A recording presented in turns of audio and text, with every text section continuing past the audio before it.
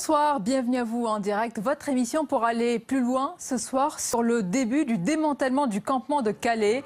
Près de 2300 migrants ont été évacués et emmenés vers des centres d'accueil et d'orientation répartis sur tout le territoire.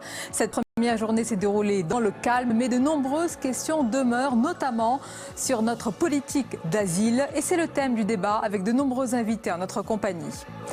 À 6 mois du premier tour de la présidentielle, c'est une situation inédite à gauche. Depuis plusieurs jours, de nombreux ténors socialistes tirent la sonnette d'alarme. De Manuel Valls en passant par Jean-Christophe Cambadélis jusqu'à Ségolène Royal, le constat est le même. Le Parti socialiste peut se briser en 2017. Alors, assiste-t-on à une véritable décomposition? La question sera au cœur du match des idées qui opposera le communicant Philippe Moreau-Chevrolet à Marc-Olivier Padis, directeur des études de Terra Nova.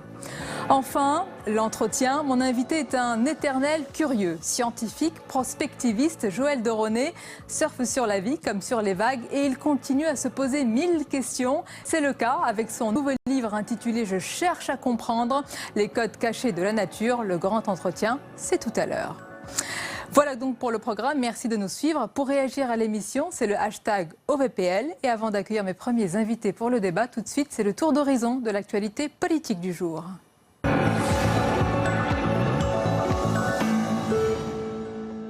C'est un classique de l'interview politique. Questionner un élu sur le prix d'un produit de la vie quotidienne.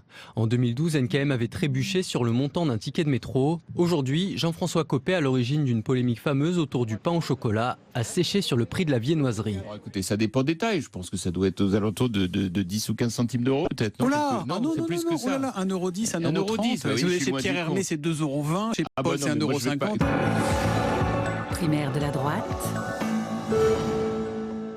Jean-Frédéric Poisson pourra-t-il se maintenir dans la course à la primaire? Après ses propos sur la soumission d'Hillary Clinton aux lobbies sionistes, le candidat du parti chrétien-démocrate fait son mea culpa. Je vois bien que les propos que j'ai prononcés ont provoqué de l'inquiétude et de la peur chez beaucoup de personnes membres de la communauté juive en France.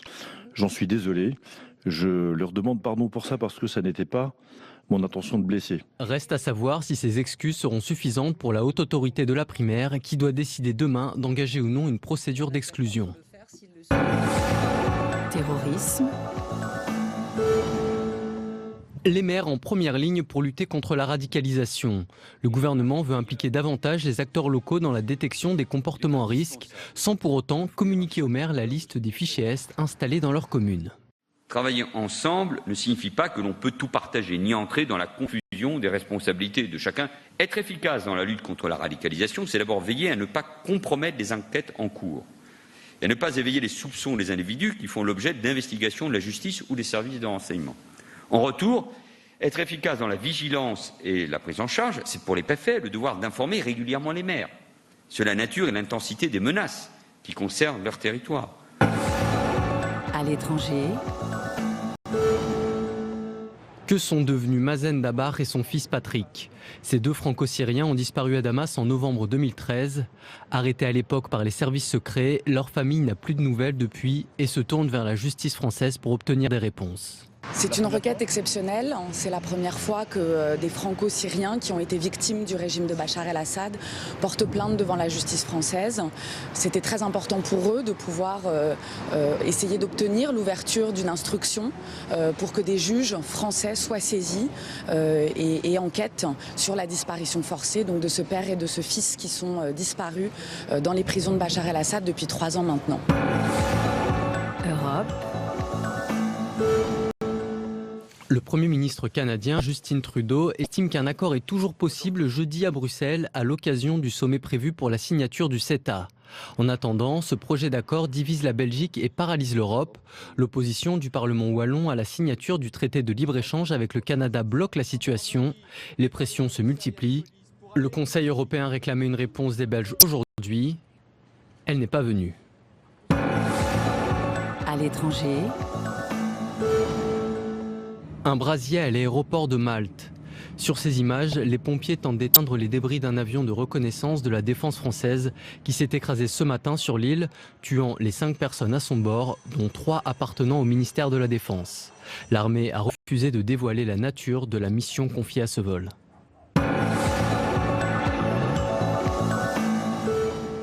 Et dans l'actualité aujourd'hui, le début du démantèlement du campement de Calais. Une première journée qui s'est globalement passée dans le calme. Alors va-t-on vers un démantèlement définitif? Nous évoquerons aussi ce soir la répartition partout en France et puis plus largement bien sûr, qu'en est-il de notre politique d'asile?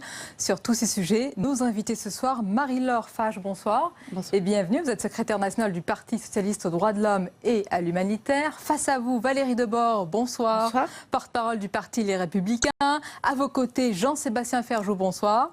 Bonsoir. Directeur du site Atlantico. Et face à vous, Guillaume Duval, bonsoir. Bonsoir. Rédacteur en chef du magazine Alternative Économique. Alors mesdames, messieurs, avant d'entrer dans le vif de notre débat, eh bien, je vous propose de dérouler le récit de cette première journée et de cette première étape du démantèlement avec Mounir Soussi. Une première journée d'évacuation dans le calme. Dès l'aube, après une première attente, les migrants sont enregistrés, puis séparés entre plusieurs groupes, familles, hommes seuls et mineurs isolés. Ensuite se fait le choix de la région de destination. Une région, une couleur, un bracelet. Dès que 50 migrants ont choisi la même région, direction le bus, un balai incessant. En tout, 39 véhicules ont évacué près de 2300 personnes. Un bon début pour le gouvernement, mais des inquiétudes persistent chez les élus locaux. Pas totalement soulagé parce que beaucoup de questions encore aujourd'hui, au moment où on se parle. On voit d'ailleurs que le flux des volontaires, en tous les cas à cette heure-ci, est en train de se tarir. Donc j'espère que c'est parce que c'est la fin de journée. Sinon, ça voudra dire très clairement qu'il faudra aller les rechercher avec un peu plus de force. Donc ça compliquerait les opérations. Car dans la jungle, tout le monde n'est pas encore prêt à faire ses valises, comme Wafa qui refuse de partir ailleurs qu'en Angleterre. Je veux rester jusqu'à ce qu'ils détruisent la jungle. Quand ils auront fini, alors là je serai la dernière personne à quitter la jungle. Pour cet Afghan et ses amis, la France n'est pas le bout du voyage, mais surtout, ils refusent de croire à la disparition totale de la jungle. L'évacuation des volontaires va continuer demain, mais combien seront ceux qui refuseront de partir dans les centres d'orientation ? Et ce démantèlement, il a été longtemps réclamé d'abord par les habitants, bien sûr. Aujourd'hui, il est en cours, on va être prudent. Il y a encore beaucoup de questions, mais Marie-Laure Fage, est-ce que ce soir, c'est un ouf de soulagement en termes de cette journée, cette première journée ? Il est évident que cette décision de démantèlement était très attendue, en particulier par le Parti socialiste, dont je suis très contente qu'elle ait pu être prise par le président de la République et que dans ce cadre de ce déménagement, une semaine de plus a été prise pour pouvoir l'organiser dans de très bonnes conditions, car nous sommes face à un déménagement qui est certes inédit, mais qui n'a absolument rien d'exceptionnel. Je souhaite rappeler juste 2 chiffres, de manière à pouvoir remettre des chiffres sur des personnes, des situations extrêmement complexes.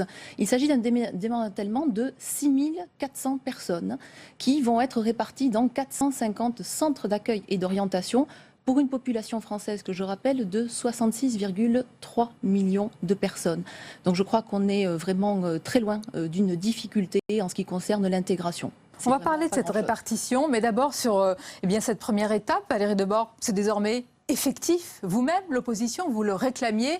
C'est fait, c'est en cours. Alors c'est très intéressant comme ce que vient de dire Madame, c'est-à-dire qu'en fait elle considère qu'ils vont tous rester en France, donc qu'ils sont tous en situation et en capacité de rester en France. Donc je voudrais quand même qu'on s'arrête sur ces chiffres, puisqu'on sait très bien, et ce n'est pas nous qui le disons, c'est l'ensemble des associations, que parmi ces personnes, très peu en fait répondent aux critères qui sont ceux... Est-ce que vous avez un pourcentage pour qu'on compare ? Très sincèrement, ce serait ridicule et parfaitement malhonnête de ma part. Ce qu'on sait par contre, c'est qu'ils ne sont pas tous éligibles. Les associations elles-mêmes le disent, c'est juste une réalité. Hein. On a un certain nombre de réfugiés économiques, après on a des réfugiés qui effectivement viennent de pays qui sont en guerre, donc qui peuvent faire valoir effectivement leurs droits. La problématique qui est la nôtre aujourd'hui, en France, il faut en moyenne 18 mois pour faire établir ces droits. C'est beaucoup trop long. Évidemment, humainement, c'est une situation qui n'est pas acceptable. Ensuite, ces personnes sont dans des situations qui sont insupportables humainement et nous en sommes parfaitement, je pense, conscients et à égal intérêt sur ce plateau et bien au-delà, j'en suis certaine. Par contre, ils veulent, ce monsieur le disait, ce monsieur était afghan, de façon extrêmement majoritaire, aller en Angleterre. Pourquoi ? On le sait très bien, parce qu'en Angleterre, on trouve très facilement du travail. Les conditions d'accès à l'emploi ne sont pas du tout les mêmes que notamment dans notre pays. Répondez-moi juste à ma question. C'est effectif aujourd'hui. Alors, est-ce que c'est déjà un bon point que ce démantèlement soit en cours ? Vous le réclamiez ? Oui, mais si vous voulez, pour faire quoi après ? C'est-à-dire qu'en fait, ça va faire un appel d'air. C'est-à-dire que la jungle n'existera plus en tant que telle. On va avoir 450 mini-jungles en France. Ces gens n'ont qu'une seule envie. C'est l'appellation globale. C'est l'appellation globale qui est donnée par l'ensemble des acteurs. Elle ne m'appartient pas, elle ne vous appartient pas. Après, ces personnes n'ont qu'une seule volonté, c'est d'aller en Angleterre. Alors on va rentrer dans le vif du débat. Je vais vous laisser réagir. On va écouter dans quelques instants Bernard Cazeneuve. C'est ce que pointe comme risque Valérie Debord, et je vous pose la question, Jean-Sébastien Ferjaux et Guillaume Duval, c'est ce risque de caléisation un petit peu partout sur le territoire. Est-ce qu'il peut y avoir des points d'abcès, de crispation, comme ce campement, selon vous, Guillaume Duval ? Non, je pense que la question, c'est justement d'éviter que ce genre de situation ne se reproduise. C'est déjà un scandale que l'État français et les gouvernements successifs aient laissé une telle situation se construire sans réagir. Donc là, des mesures ont été prises qui n'ont rien à voir avec une caléisation de toute la France, qui ont à voir avec un accueil digne dans un certain nombre de centres répartis sur l'ensemble du territoire avec une petite taille. Donc là, j'espère que ça va bien se passer, et je suis sûr que ça va bien se passer si un certain nombre de gens ne jettent pas de l'huile sur le feu. J'ai vu comment ça se passait dans une ville comme Briançon, où effectivement les acteurs de la société civile dans leur diversité étaient très engagés pour assurer l'accueil des premières personnes de Calais qui avaient été déplacées à la fin de l'année dernière. Je crois que ça peut très bien se passer dans ce pays, pour les raisons qui ont été dites tout à l'heure, c'est-à-dire que ce sont des tout petits contingents.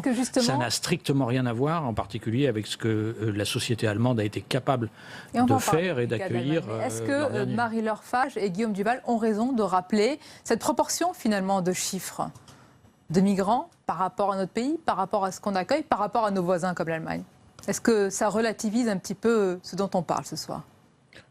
Bien sûr que nous ne sommes pas face à des flux comparables à ceux qu'ont vécu l'Allemagne, mais parce que l'Allemagne les a créés. Maintenant, je ne crois pas que l'ensemble des demandeurs d'asile présents sur le territoire français se trouvaient à Calais aujourd'hui. Donc on ne vient pas aujourd'hui de régler l'ensemble de la question, loin de là, d'autant qu'on le sait, on avait déjà fermé Sangatte avant, il y avait déjà eu des jungles précédentes, elles avaient déjà été évacuées. Ça n'a pas empêché les gens de revenir, puisque comme la personne qui était dans votre reportage d'origine afghane le disait, elle veut aller en Angleterre. Donc de toute façon, que le gouvernement agisse, parce qu'effectivement il y a un point de dignité des réfugiés dans ce camp en jeu, on peut le comprendre. Maintenant, moi, j'ai envie de poser la question, est-ce que ce qu'on leur propose comme alternative est beaucoup plus digne? Puisque si de toute façon nous sommes face à des gens qui veulent aller en Angleterre, la solution elle est de nature beaucoup plus politique. Alors après, Bernard Cazeneuve, pas plus que François Hollande, pas plus qu'un ministre de l'Intérieur qui serait d'un autre bord politique, ne détient la baguette magique entre ses mains. Donc je pense qu'il faut se garder de tout registre d'indignation sur ce sujet-là. Maintenant, force est de constater qu'on joue un peu, on contraint ces gens-là à jouer à la roulette russe, parce que la manière dont fonctionne le Royaume-Uni, en quelque sorte, c'est si vous y arrivez, jouez, mettez votre vie en jeu. Si besoin, en la mettant entre les mains de mafias ou de filières de passage. Si vous y arrivez, effectivement, vous trouvez du travail, vous vous intégrerez, c'est ce que disait votre reportage, mais quand même, ça relève de la roulette russe. Et les vrais points de dignité, ils sont là, parce que je vais vous dire, si on allait en Afghanistan, Sonia, et peut-être vous avez fait du reportage, et nous l'avons, en tout cas un certain nombre d'entre nous l'ont fait ici, quand on va dans ce genre de pays-là, des situations de vie indignes, il y en a beaucoup sur la planète. Malheureusement, elles ne sont pas toutes à notre portée, il ne nous revient pas à tous de les régler.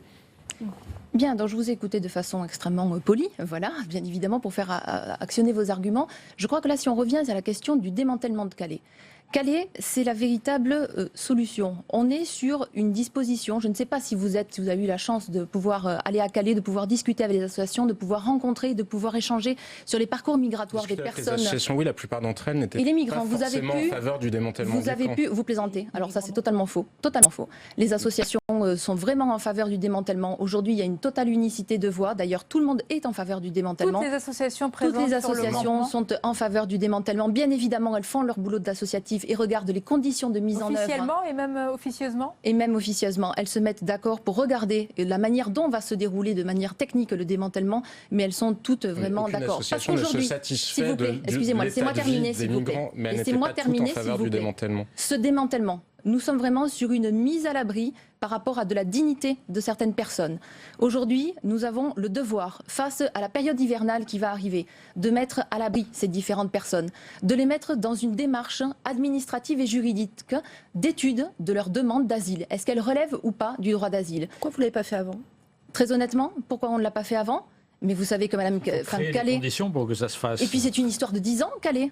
Je crois honnêtement que M. Sarkozy a sa part de responsabilité dans la question de Calais également. Est-ce que vous croyez, sérieusement, est-ce que vous croyez que les Français s'intéressent pour savoir si c'est la responsabilité de M. Hollande ou la responsabilité de M. Sarkozy? Est-ce que quand vous posez la question aux migrants... Aujourd'hui, je suis en train de vous refixer que le fait de pouvoir mettre à l'abri et de démanteler... Pourquoi sont-ils à Calais? Ils ne sont pas à Menton. Si vous faites référence aux conditions hivernales... On va sortir des responsabilités de chacun des quinquennats. Ce n'est pas la question des responsabilités, c'est la question de ce qu'ils souhaitent. Nous sommes face au fait de pouvoir actionner et mettre en œuvre le droit d'asile, qui est l'honneur de la République.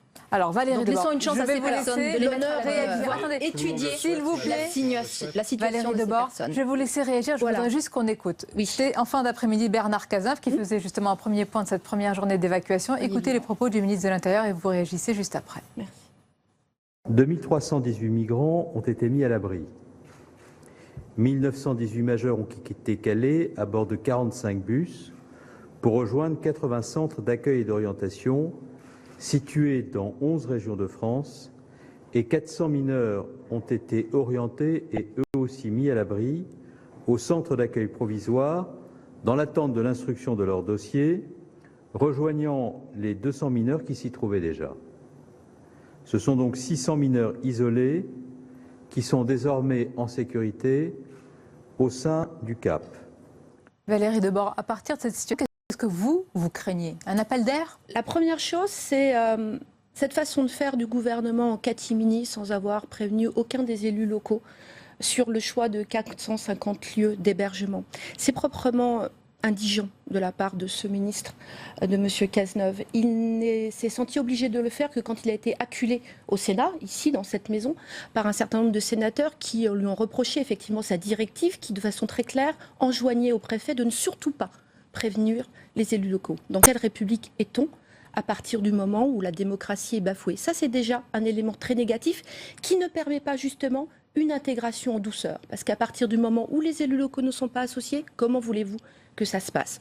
Deuxième chose... Pardonnez-moi, si on leur avait demandé leur avis, est-ce que vous croyez que beaucoup d'élus auraient accepté? Au mois de septembre de l'année dernière, j'ai moi-même assisté à une réunion organisée par M. Cazeneuve à la Maison de la Chimie, où il a demandé que 2500 migrants puissent être intégrés. J'ai moi-même, dans ma ville, à Nancy, proposé 15 places. Ça s'était passé de façon extrêmement douce. En catimini, ce n'est absolument pas possible. Et c'était des réfugiés économiques. Deuxième élément, on ne peut pas, avec des gens dont on ne sait pas effectivement quelle est leur volonté, leur imposer quelque chose. Ce n'est pas digne. Ils veulent, la plupart, aller en Angleterre. La solution, effectivement, elle est politique, elle est difficile. Elle est extrêmement complexe. Il serait complètement stupide de notre part de dire le contraire. Mais renvoyer les gens dans la Creuse, à Guéret ou chez moi à Nancy, est-ce que c'est vraiment digne? Est-ce que c'est vraiment répondre à leurs demandes? Je ne le pense pas. Et là, on n'est pas du tout dans une résolution de situation personnelle complexe, mais on est dans un essaimage de difficultés. Et d'une difficulté première, on fait de multiples difficultés. Alors, on va s'arrêter sur ce point, Guillaume Duval, et d'abord Marie-Laure Fage, puisque vous étiez sur le terrain. Cette relocalisation dont certains disent, dont Valérie Debord, qu'elle n'a pas été suffisamment pensée, réfléchie en amont. Est-ce que vous reconnaissez quelques erreurs, quelques failles? Est-ce que vous auriez dû d'abord associer davantage les élus de tous bords? Alors, je vais refixer une chose. Il se trouve que le Parti socialiste a lancé un appel à volontariat en ce qui concerne les maires qui ont voulu accueillir. Plus de 200 maires ont très spontanément donc dit qu'ils étaient favorables à l'accueil. Des prises de contact ont été effectuées entre... On est un jeu à trois, on est bien d'accord. On a des préfectures, je parle de des maires. Je ne parle pas du Parti socialiste. Je vous parle donc globalement du plan national d'accueil. On est bien d'accord, qui concerne tous les élus. Je vous parle donc de la première volonté d'avoir un premier groupe. A pris ses responsabilités. C'est parti de la République. Un premier groupe, s'il vous plaît, madame. Voilà, un premier groupe d'élus qui ont été volontaires, qui ont commencé à amorcer une certaine pompe et volonté justement d'accueillir. Nous sommes sur un dialogue à trois parties. Il y a des préfectures qui ont enjoint donc certains maires à regarder leur réelle capacité d'accueil en fonction de ce que les préfectures avaient pu identifier. Enjoint, ça veut dire obligé, madame. Non. Si. Honnêtement, là vraiment, vous excédez vraiment. Non, je suis vraiment désolée. Je ne peux pas vous laisser. J'ai lu la circulaire. Vous savez, ça fait un petit moment que vraiment je suis à travailler sur ce dossier, sur le fond, et j'aimerais des fois avoir des homologues qui sont tout aussi qualifiés que moi dans les autres parties en face pour pouvoir dialoguer. Elle dit quoi la circulaire? Qu'est-ce qu'il manque dans cette fameuse circulaire? Je reprends. Donc, vous la connaissez? Les préfets qui ont dialogué avec... Dites-moi ce que dit la circulaire. Les préfets qui ont dialogué avec les mairies. Votre compétence se limite là. Et donc, s'il vous plaît, ne commencez pas sur ce terrain. On va aller sur le fond. Est-ce que les différents élus... Dans ce débat, nous manquons énormément. Sincèrement, Marie-Laure Page, et d'abord...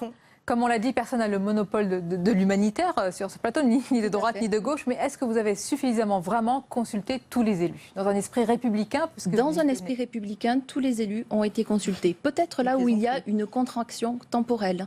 Et je le regrette malheureusement. Nous avons volonté de pouvoir donc démanteler le campement de Calais d'ici la période hivernale. Et c'est vrai que peut-être il a manqué une phase de concertation entre les élus qui expliquent justement les parcours migratoires ou le profil des personnes qui vont arriver dans le secteur et dans les communes. C'est la seule concession que je pourrais vous faire, mais bien évidemment, quand on considère que l'autre est une chance et n'est pas une menace, on est toujours à temps d'expliquer justement les personnes. Alors, Guillaume Duval, je voudrais qu'on insiste sur le projet de ces migrants ou de ces réfugiés politiques. La différence sera faite et nous verrons ce qu'il en sera. Mais ces migrants veulent repartir, ne veulent pas rester en France. Notre pays, pour eux, c'est une terre de transit. Je ne suis pas persuadé que ce soit le cas général. Il y a effectivement des gens, et notamment des gens qui ont des attaches familiales en Grande-Bretagne, qui sont très attachés à passer en Grande-Bretagne. Et j'espère qu'on trouvera avec les Britanniques des moyens de régler cette situation. Il y a des choses qui ont avancé. Pour l'instant, ils nous ont laissé la situation sur les bras. Il y a des choses qui se sont passées pour les mineurs, et c'est quelque chose de très positif déjà. Ouais. Dans des proportions qui restent limitées pour l'instant, mais c'est un premier pas.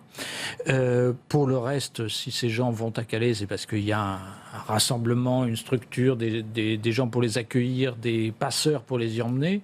Moi, je suis allé à Briançon, qui est un coin paumé, enfin à la frontière italienne, c'est pas une grande ville, etc. J'ai vu et j'ai discuté avec des réfugiés érythréens, etc., qui étaient arrivés là dans les conditions qu'on a dit tout à l'heure l'année dernière. La plupart d'entre eux n'avaient pas de projet réel d'aller en Angleterre. Ils cherchaient effectivement... Ils étaient à Briançon et pas à Calais, monsieur. Non. Ils cherchaient un point de chute qui ne soit pas une société aussi en guerre civile. Mais tous ne sont pas éligibles au droit d'asile. C'est ce qui vous est opposé aujourd'hui. Oui. D'ailleurs, si on reprend le chiffre ces dernières années, le nombre de demandeurs d'asile a doublé. Il devrait atteindre 100 000 personnes en 2016. Parmi eux, une petite minorité pourrait se voir attribuer ce droit d'asile. Et selon la Cour des comptes, seulement 15% de ces déboutés sont renvoyés, j'allais dire, chez eux. Face à cette situation, que faut-il faire ? Nous sommes un des pays qui, effectivement, accorde le moins le droit d'asile en Europe. C'est aussi une des raisons pour lesquelles il y en a peu qui viennent chez nous, c'est qu'ils savent qu'on n'est pas très accueillant pour les demandeurs d'asile, oui. Jean-Sébastien Ferjou, alors c'est paradoxal finalement. Est-ce qu'on devrait mettre à plat cette politique d'asile pour raccourcir le délai et pouvoir traiter ces différents dossiers qui sont des situations humaines plus rapidement? Vous voulez réagir, Valérie Deban? C'est un peu plus compliqué. La plupart des gens sont déboutés du droit d'asile. Mais en France, les déboutés du droit d'asile restent en France. Ils ne sont pas expulsés. Donc on sait très bien qu'ils n'ont pas accès à ces droits. Pourquoi ne sont-ils pas expulsés? Parce qu'en fait, la France ne les expulse pas. Et depuis 2 ans, les expulsions ont encore baissé de moins 20%. Tout simplement parce qu'il n'y a pas de volonté politique de les expulser. C'est compliqué d'expulser des gens en Érythrée ou dans des pays en guerre. Je ne parle pas de l'Érythrée, monsieur. Je ne parle pas de l'Érythrée. Je parle du Mali, je parle d'un certain nombre de pays qui, aujourd'hui, ont des afflux de réfugiés économiques. Il y a une réalité de difficultés économiques dans ces pays dont nous n'avons pas à nous départir. Mais néanmoins, les expulsions n'existent pas. Donc, nous avons des gros problèmes avec les centres d'hébergement de réinsertion, les CHRS, qui, en fait, accueillent toute une population qui est déboutée, donc qui n'a plus le droit à l'hébergement classique, mais que l'État ne reconduit pas à la frontière. Donc ces associations sont obligées de continuer à les accueillir. Et du coup, ne peuvent pas intégrer les nouveaux arrivants qui eux-mêmes sont peut-être déséligibles. Il n'y a pas un paradoxe, il y a une volonté politique pour démanteler Calais et pas de volonté politique pour faire repartir les déboutés du droit d'asile. Il n'y a pas de volonté politique pour trouver une solution. Démanteler Calais, ça ne veut pas faire sortir les gens qui ne sont pas éligibles au droit d'asile de France. Ce qu'il faudrait, c'est cela. Et de la réponse de Madame, ainsi que de la novlangue autour des différences temporelles, je comprends bien qu'il n'y a absolument aucune volonté de faire droit à l'expulsion pour la majorité des gens qui n'auront pas le droit d'asile. Je vais vous laisser réagir. Jean-Sébastien Ferjou, la vraie question finalement, celle de fond aussi, c'est celle de notre politique d'asile. Quelle politique avons-nous et quelle coopération surtout avec les autres pays européens? Je voudrais qu'on écoute à ce sujet. C'est un sujet qui inquiète la maire de Calais, Natacha Bouchard. On l'écoute. À partir du moment où nous n'avons pas de dispositif suffisant au niveau européen, que nous n'avons pas renégocié les accords de Schengen, qu'au niveau national, on n'a pas de lisibilité sur la politique migratoire, on n'a pas non plus tous les outils judiciaires. On doit encore renégocier les accords du Touquet. Comment voulez-vous qu'on vienne nous faire croire qu'il n'y aura plus de campement à Calais ? Jean-Sébastien Ferjou, le problème est beaucoup plus large. Il est forcément européen, il dépend forcément de nos voisins également. Bien sûr, mais la solidarité européenne a volé en éclats depuis déjà un certain temps. Dans la situation des gens qui sont à Calais, il y a ceux qui sont éligibles à des demandes de droit d'asile, il y a ceux auxquels on pourrait appliquer le règlement Dublin, ce qu'on ne fait pas, mais pour des raisons aussi, parce que nous n'avons pas accepté d'accueillir dans les plans de répartition européens, nous n'avons pas accepté le quota de migrants qui venaient en France. Donc c'est assez compliqué de dire à l'Italie ou à la Grèce, vous êtes les pays de première entrée, donc nous allons vous renvoyer des gens qui étaient chez nous. Et après, il y a ceux qui sont expulsables, et effectivement, on ne les expulse pas. Et le point n'est pas... Quand on raisonne sur l'ensemble de ces gens-là en tant qu'individus, personne n'a envie d'expulser un individu. Je vous entendais, madame, tout à l'heure dire qu'il y avait des gens qui peut-être considéraient les migrants comme une menace, mais figurez-vous qu'il y a aussi des gens qui ne les considèrent pas en tant qu'êtres humains comme des menaces, mais qui regardent aussi le fait que nous vivons dans une démocratie. Il me semble que vous êtes élus, il me semble que vous faites face, tout comme l'ensemble des gens présents dans ce pays, à la volonté aussi de nos concitoyens. Avons-nous de quoi offrir des conditions de vie dignes dans ce pays? C'est ce dont je parlais tout à l'heure. Il y a quelque chose d'incroyablement hypocrite. On a créé des appels d'air. Alors effectivement, assez peu la France, c'est plus l'Allemagne qui l'a fait récemment, mais encore une fois, en livrant des gens à des filières qui sont des filières de mafieux, une fois qu'ils sont sur place, est-ce que nous leur offrons des conditions de vie dignes? Est-ce que vous croyez vraiment que pour des gens qui vont être dans ces centres, les centres dont nous parlons là, bien sûr que peut-être à court terme, ce sont des centres qui matériellement sont plus satisfaisants que ne l'est la jungle de Calais, mais est-ce que vous ne croyez pas aussi qu'il y a quelque part quelque chose où c'est notre propre inconfort moral que nous sommes en train de gérer? Est-ce que nous sommes là en train de gérer leur sort à eux, de les traiter comme des acteurs majeurs de leur propre destin? Ou est-ce que c'est simplement, on voit ça puis on se dit, ah quand même ça fait pas très propre, ça me donne mal au cœur. Mais il y a beaucoup d'autres situations qui pourraient nous donner mal au cœur. Et malheureusement, je n'ai pas l'impression qu'on se donne là. Mais encore une fois, je ne le politise absolument pas parce que c'est un problème qui dépasse de très loin. C'est un sujet éminemment politique. Ou Monsieur Hollande pourrait faire là. En voyant l'état de la jungle de Calais, ça fait quand même 10 ans qu'on aurait dû avoir mal au cœur beaucoup plus. Et je suis très heureux qu'il y ait des politiques qui aient commencé à avoir mal au cœur de voir ça. Monsieur, en fait, il y a quand même une légère distorsion de chiffres. En 2012, il y avait 900 personnes à Calais. 900. Ça, c'est la réalité des chiffres. Ce ne sont pas les nôtres, ce sont ceux de la police. Aujourd'hui, ils sont 10 000. Avouez qu'il s'est passé quand même quelque chose depuis 2012. Il s'est passé surtout quelque chose en Europe. Oui, justement. Donc, on aurait dû, depuis longtemps, prendre effectivement des décisions. Quand Madame Merkel a fait cet appel d'air, pour des raisons économiques, on connaît la situation démographique. C'est vraiment indigne de dire ça. Et pourquoi vous êtes représentante du parti républicain ici et vous dites ça sur Madame Merkel et sur l'Allemagne. Mais monsieur, c'est vraiment indigne de raconter des bêtises comme ça. Ça n'a rien à voir avec leur situation démographique. Enfin, c'est simplement parce que eux, ils ont une conscience morale beaucoup plus forte que nous sur ces sujets-là. Il n'y avait pas simplement parfois, sans vous énerver, des critères l'histoire allemande, je la connais très bien. Retournez à votre histoire et à vos chiffres. Attendez, on va se calmer. La réalité. Est-ce qu'il n'y avait pas... On peut échanger Guillaume en calme. Pas raconter n'importe quoi. Je ne raconte pas, monsieur. Vous représentez la France ici, là. Monsieur, il se trouve que je suis frontalière d'une région qui s'appelle la Sarre. Il se trouve que la Sarre, dans 10 ans, aura 200 000 personnes en moins parce qu'elle a un déficit démographique qui est majeur. Il se trouve que la Sarre va rechercher des travailleurs pour justement assurer les travaux qu'elle ne peut pas assumer elle-même. C'est une réalité, monsieur. Vous ne la prenez pas, vous vous énervez. Alors, vous ne vous énervez pas, on mais a c'est compris, une réalité. il y a cette réalité, il y a vos deux visions. Et puis il y a l'autre sujet, Marie-Laure Fage, c'est quand même la maîtrise des flux migratoires vers notre pays. On voit que la Belgique a renforcé la surveillance aux frontières avec la France. Le pays a donc renforcé toute sa frontière. Est-ce qu'il faut également, non pas que nous prenions des dispositions, mais tenir compte de cela? La maire de Calais parlait encore de Schengen. C'est un enjeu présidentiel majeur. Alors je vais me permettre de faire donc une réponse groupée de toutes les interventions et sans aucun esprit polémique, parce que sur un sujet aussi important, je crois que vraiment on doit être à la hauteur des enjeux et refixer les bonnes paroles. Soyez-le pour nous. Donc, s'il vous plaît, vous pouvez m'écouter, je vous ai écouté, merci monsieur. Donc premier point, on est bien d'accord sur le démantèlement de Calais, c'est le fait de dire, vous n'avez pas dû vraiment beaucoup y mettre les pieds, je pense, dans ce bidonville européen, vous avez dit que constituer Calais, car le fait de dire que nous ne sommes pas dans un accueil digne dans les différents centres d'accueil et d'orientation, honnêtement, je vous invite vraiment à pouvoir aller dans un centre le fond de d'accueil votre pensée, Marie-Laure Fage. Je continue.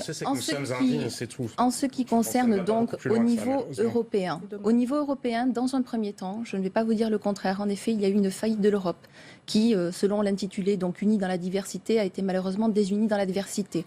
J'aurais préféré en effet que des différents quotas migratoires soient consentis entre les différents pays, de manière à ne pas avoir d'un côté un appel d'air et des difficultés qu'au départ, pour la France et votre gouvernement, le gouvernement de gauche, on n'a pas voulu au départ. Dans un deuxième temps, nous sommes tout à fait en capacité aujourd'hui de pouvoir dire qu'il faut justement renforcer ceux qui considèrent l'espace Schengen. La France a été moteur exactement aussi dans les nouvelles missions que Frontex a eues. Donc vous avez vu que cette agence a évolué.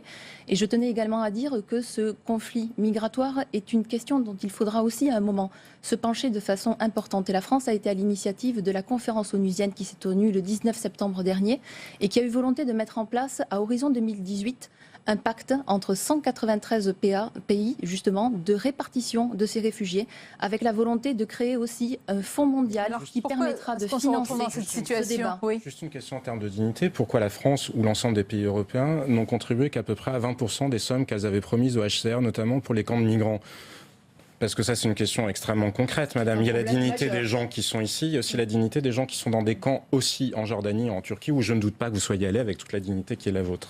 De toute façon, on est bien d'accord que la faillite aujourd'hui au niveau mondial de ce dossier, c'est que 18%, partagée, on va dire. Totalement, et il faut de la solidarité et de la co-responsabilité, plutôt que de se renvoyer la balle entre l'Europe, les pays internes et tout ça.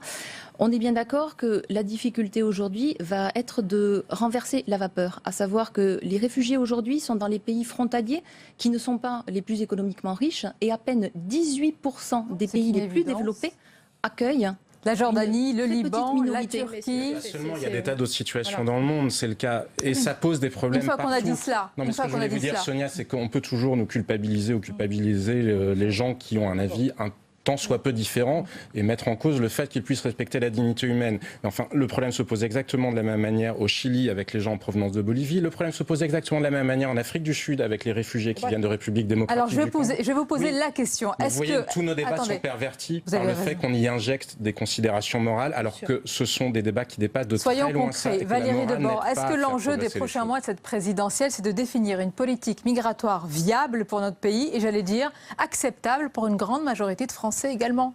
Pour notre pays, pour l'Europe. C'est-à-dire que nous sommes un continent qui a un destin commun. On ne peut pas aujourd'hui raisonner sur des questions aussi importantes que les questions migratoires, qui sont de toute façon les plus importantes depuis la Deuxième Guerre mondiale. Depuis la Deuxième Guerre mondiale, le monde n'a pas connu d'aussi grande migration. Donc il est nécessaire d'y faire réfléchir de façon globale. Et effectivement, on ne voit pas du tout ce qui se passe en Afrique. Les plus grandes migrations se passent en Afrique, à l'intérieur du continent africain. Il faut aussi le dire. Et il faut aussi arrêter de penser les choses uniquement sur notre échelle.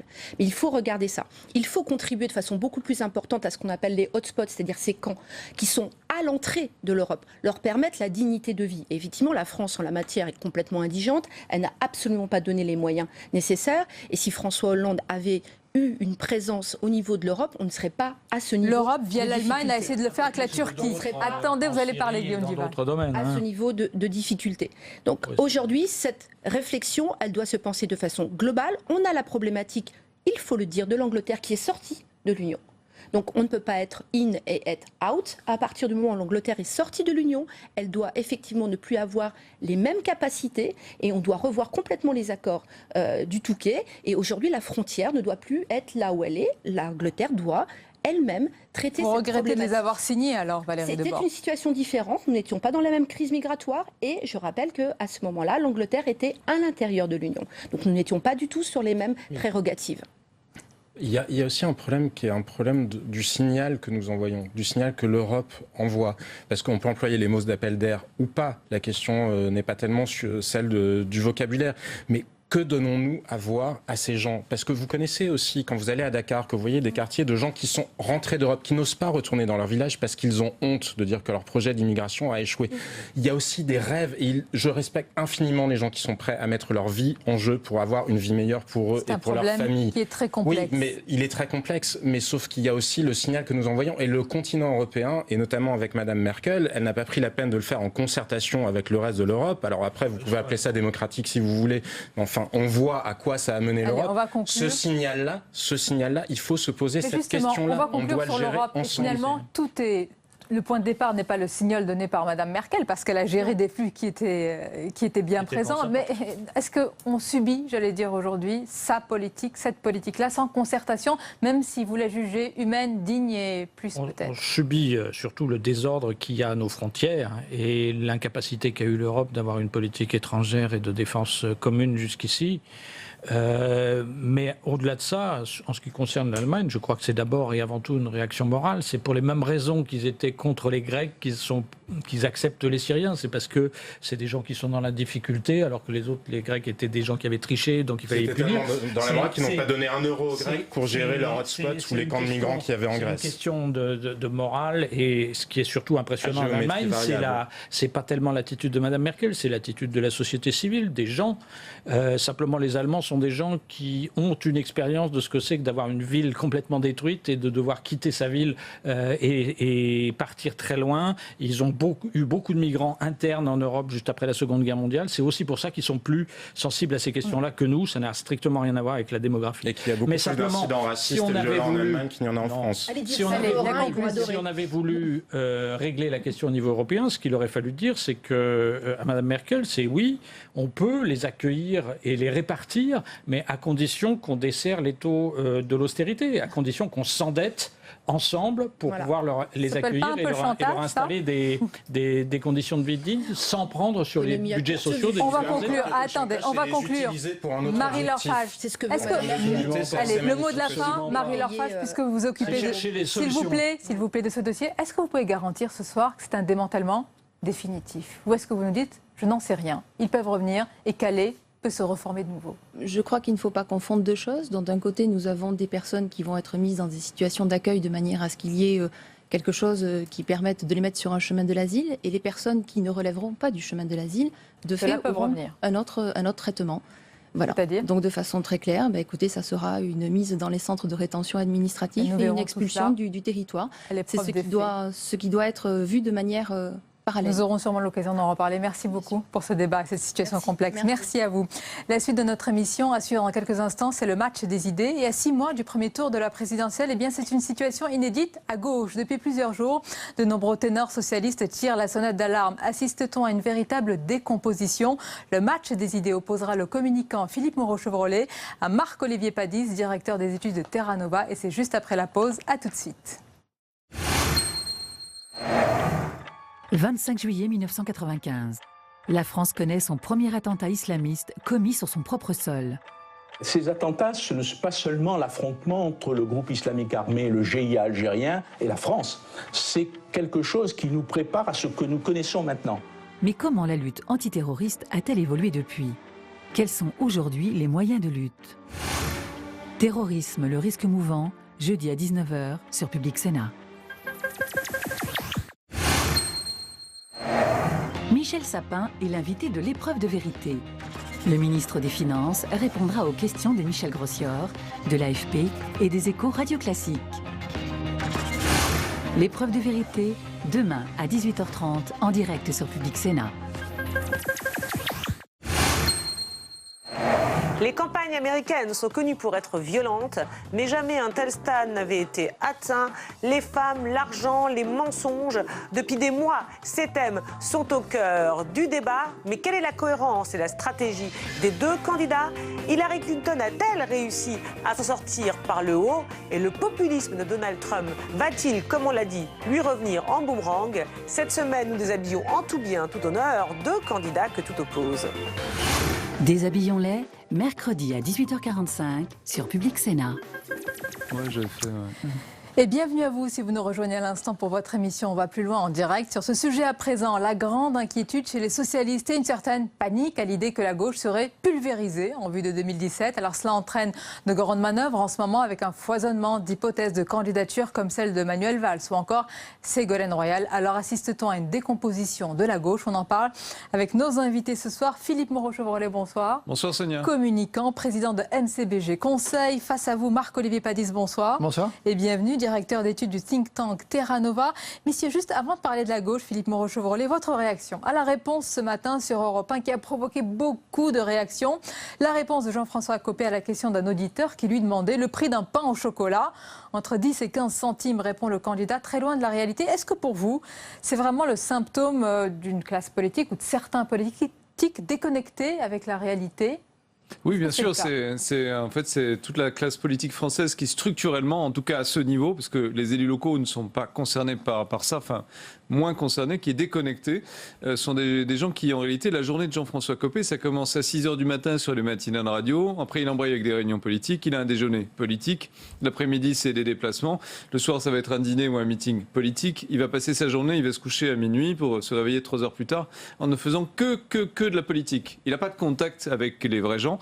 Il ne va pas acheter sa baguette de pain, il ne va pas faire ses courses. Enfin, il n'y a rien de la vie quotidienne des Français qui partagent en dehors des moments où les chemins se croisent entre le politique et les Français pour des raisons générales de campagne. Et pourtant, dans les meetings, Marc-Olivier Padis, ou évidemment sur le terrain, il croise évidemment des Français. Est-ce que ce genre de question est utile et révélateur de ce que décrit Philippe Moreau-Chevrolet, ou est-ce que parfois c'est facile quand on demande le prix du ticket de métro, le prix de la baguette de pain, le prix du pain au chocolat? Ouais, on a l'impression que c'est gagnant à chaque fois ce type de questions. Parce qu'on avait posé la question à Giscard d'Estaing, je crois, sur le prix d'un ticket de métro. Et plus récemment, Nathalie Kosciusko-Morizet, à sa sortie du gouvernement, oui. Moi, je dirais quand même, je ne veux pas défendre en particulier Jean-François Copé, mais un homme politique, j'ajouterais dans l'emploi du temps qu'a décrit Philippe Moreau-Chevrolet, un moment où les politiques font des permanences dans leur... Alors ça c'est très bien les permanences. Ça, et dans les permanences, tout le monde peut venir et vient protester, parfois assez violemment, exposer des problèmes. Et je connais peu de professions où on soit dans ce type de moment complètement disponible, accessible, exposé aux revendications des gens qui peuvent être très très directes et très frontales. Donc moi c'est quelque chose que je n'aimerais pas faire. Les élus locaux le font. Oui, les députés le font. C'est vrai, c'est juste que quelqu'un comme Copé, au bout de 10 ans d'exercice ou de 20 ans d'exercice du pouvoir à ce niveau-là, ils sont plus en contact avec la population. En fait, il y a un risque que ça fonctionne un peu en circuit fermé ou dans une bulle. En plus, les entourages les protègent beaucoup de la réalité en leur disant qu'ils sont beaux et magnifiques tout le temps. Copé, il a des fans, même s'il est passé par des épreuves terribles. Il y a des gens autour de lui qui sont des fans copéistes. Donc c'est difficile de redescendre sur terre, en fait. Moi, je suis pas surpris qu'il se trompe là-dessus. C'est pour ça que les entourages, en général, redoutent beaucoup les questions de ce type posées par les auditeurs. On les contrôle pas, on ne sait pas d'où ça vient. La réalité, c'est qu'un candidat doit être prêt à affronter tout ça, doit connaître tout ça, parce que c'est le pays dans lequel il vit. Et c'est quand même un peu, je dirais, le service minimum de la communication politique. Alors, messieurs, on va s'intéresser à notre sujet ce soir. Et c'est la gauche à présent. Focus sur le bal des prétendants avec Cécile Sixou. On en parle juste après. Et si François Hollande ne se présentait pas? Depuis la sortie du livre Confidence, un président ne devrait pas dire ça. Les réactions n'ont cessé de se multiplier. Et dans son propre camp, on doute désormais de ses intentions. Il y a 4-5 personnalités qui peuvent se présenter. La principale, vous le savez bien, c'est Manuel Valls, le Premier ministre. Et c'est un de nos présidentiables. C'est celui sûrement qui a aujourd'hui le plus de possibilités. Valls, candidat, une possibilité que n'écarterait pas l'intéressé lui-même. Ce week-end, il a lancé un appel à ses anciens ministres, Arnaud Montebourg, Benoît Hamon et Emmanuel Macron, pour le rassemblement. Tous font partie des candidats ou potentiels candidats à la présidentielle.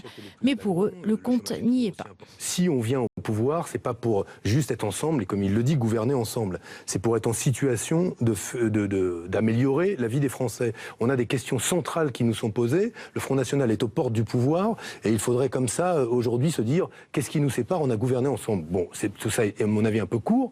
Mais un autre nom circule à gauche, celui de Ségolène Royal. Visiblement, la ministre de l'Environnement n'envisage pas de se présenter. En tout cas, pas tant que François Hollande n'a pas dévoilé ses intentions. Voilà pour les grandes manœuvres. Marc-Olivier Padis, est-ce que c'est un paysage inédit, rarement ou jamais, peut-être la gauche n'a eu à aborder une présidentielle dans cet état-là?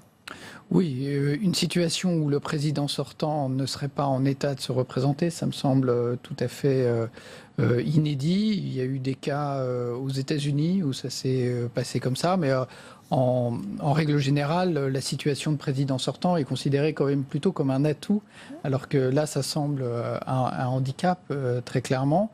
Et donc, le système politique de la Ve République n'est pas du tout adapté à donner une réponse à cette situation complètement inédite.